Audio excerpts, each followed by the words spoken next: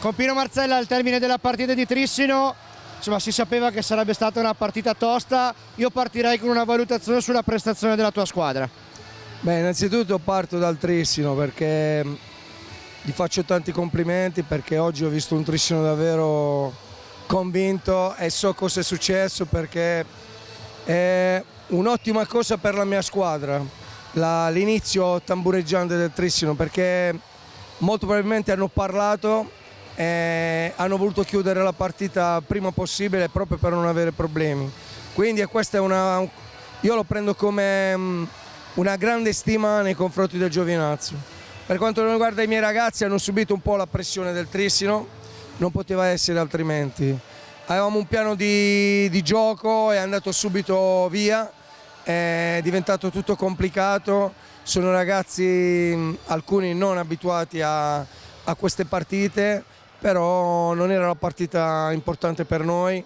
Prendiamo questo, prendiamo le poche cose buone, valutiamo i nostri errori, un po' di presunzione, ce la portiamo a casa e poi prepariamo per bene 2 partite in casa difficilissime, ma dove noi dobbiamo raccogliere punti. Io ti chiedo, hai preso in mano la squadra a campionato in corso quest'anno, ti chiedo a che punto sei nella formazione del Giovinazzo che vorresti vedere?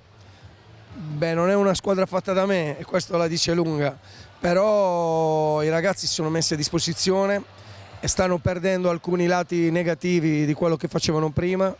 La fase difensiva prima di oggi è stata una fase difensiva davvero molto buona, abbiamo preso pochi gol, abbiamo vinto le 3 partite in casa, abbiamo pareggiato a Forte, abbiamo perso Valdagno, ma l'unico errore vero l'abbiamo fatto a Breganzi, dove non siamo entrati in pista per vari motivi. Siamo arrivati 3 ragazzi ammalati e non riuscivano neanche a stare in campo. Quindi quello che c'era da fare l'abbiamo fatto, abbiamo sistemato un po' di cose, e essere invece di 4 punti il girone d'andata già 14 la dice lunga sulla crescita della squadra. Ora dovremo affrontare delle squadre forti e dobbiamo riuscire a prendere punti per tirarci fuori da queste sabbie mobili, e poi abbiamo la Coppa in casa, dove speriamo di accontentare il nostro pubblico. E allora noi facciamo un grande in bocca al lupo a Pino Marzella e al Giovinazzo.